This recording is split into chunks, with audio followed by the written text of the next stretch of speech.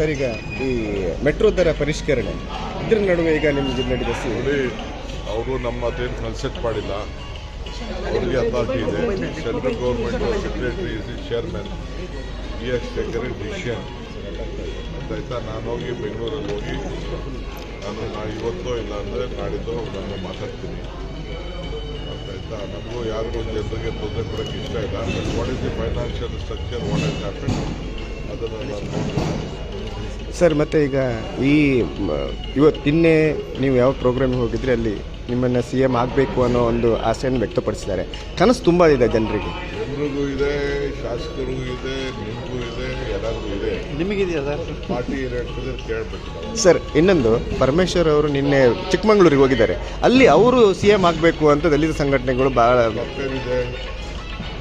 ಅವರವರ ಅಭಿಮಾನಿಗಳು ಅವರು ಆಸೆ ಪಡ್ತಾರೆ. ಅದಕ್ಕೆಲ್ಲ ನಾನು ಬೇಡ ಅಂತ ಹೇಳ್ತಾರೆ. ಸರ್,